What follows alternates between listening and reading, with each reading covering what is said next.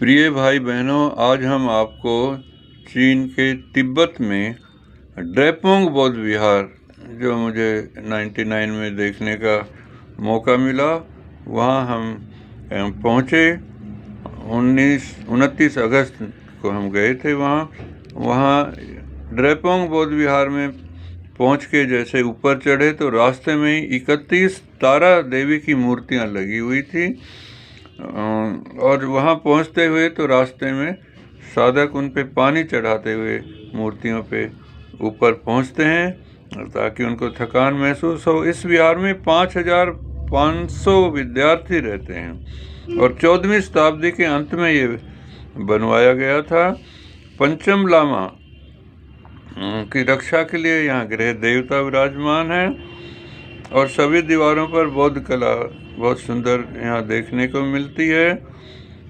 विहार के अंदर सैकड़ों दीपक जल रहे थे जिनके धुएं से कलाकारी भी धीमी पड़ रही थी। यहाँ के निर्देशक माननीय ताशी बिल्लक ने हमारा यहाँ खादा पहनाकर स्वागत किया और उनसे हमारी बातचीत हुई। बातचीत में उन्होंने कहा कि हृदय में दया होना ही बुद्ध धर्म के लिए आवश्यक है। इस विहार में कुसुक बकुला ने भी अध्ययन किया था, किंतु अब वह मंगोलिया में हैं। लोचंग वाचुक यहाँ के निर्देशक हैं और उन्होंने यहाँ पर संस्कृत लिपि में भी खजूर के पत्तों पर लिखे हुए बौद्ध धर्म के सूत्र काफ़ी संख्या में उपलब्ध हैं ड्रेपोंग बौद्ध विहार में। पहले इनकी संख्या 200 थी, किंतु ज़्यादातर नष्ट हो गए हैं, अब केवल 10 ही बचे हैं। मुझे इन सूत्रों के नष्ट होने की खबर सुनकर बहुत दुख हुआ। 5वें दलाई लामा ने पत्रों पर लिखे सूत्रों, आवश्यक मूर्तियां व अन्य ग्रंथों को ताले में बंद करके सुरक्षित रखा हुआ है। भिक्षुओं ने इन्हें 15वीं शताब्दी तक एक गुप्त स्थान पर संभाल कर रखा। इस गुप्त स्थान का केवल 2 लामाओं को पता होता था। दोनों लामाओं के पास एक एक अलग अलग तरह की चाबी होती थी और इस ताले को खोलने के लिए दोनों लामाओं को दलाई लामा जी से विशेष इजाज़त लेनी पड़ती थी। इस विहार में एक गुप्त पुस्तकालय भी है जहाँ पर युक्ति विद्या, लॉजिक, ज्ञान की 5 तरह की कक्षाएं लगती थी। गोमा लोसान एक गुप्त संस्था है जिसमें नप्पा, गोपा, लोसले व द्यांग के 4 प्रकार के स्कूल हैं। इन विहारों में मंगोलिया से आए हुए कुछ लोगों ने बौद्ध धर्म का अध्ययन किया है। 230 लामा यहाँ रहते हैं और 200 विद्यार्थी हैं। यहाँ कुछ रूस के विद्यार्थी भी यहाँ पढ़ने आते हैं, मंगोलिया के भी हैं। यहाँ तंजूर सेट के ग्रंथों का बहुत बड़ा संग्रह है। इसके अगले हाल में सिंगप्पा और उनके शिष्यों की मूर्तियाँ लगी हैं। लामा वूची के मरने के बाद इस कमरे में लंबरिन कलाकारी के फोटो लगाए गए हैं। अवलोकतेश्वर का भी मंदिर है। इसमें 11 सिरों वाली भी मूर्ति अवलोकतेश्वर की रखी है। 14वें दलाई लामा का रहने का भी इसमें अलग कमरा है। विहार के पीछे पहाड़ पर तुंग्या और उनके शिष्य की मूर्ति बनी हुई है। पहाड़ यहाँ से हाथी के आकार का दिखाई देता है।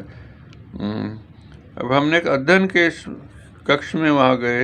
यहाँ 100 भिक्षु अध्ययन कर रहे थे। यहाँ पर बौद्ध धर्म के सूत्र खजूर के पत्तों पर लिखकर लोहे की जालियों के पीछे सुरक्षित रखे हुए हैं। इनमें से कुछ धर्म सूत्रों का अनुवाद किया जा चुका है। 6 ऑर्नामेंट्स और 2 डिजाइल को नालंदा से लाया गया था, जिनकी मूर्ति यहाँ लगी हुई हैं।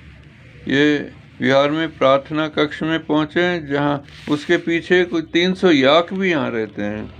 2-1 याक यहाँ पकड़ के लाए गए, जिन पे लोग वहाँ सवारी करते हैं, क्योंकि याक की सवारी को यहाँ शुभ माना जाता है। यहाँ एक हाल में बहुत बड़ी राजा फोरहेंथ का चित्र एक बड़ी थंका कि हाल में बाहर से ही दीवार पर लगा है।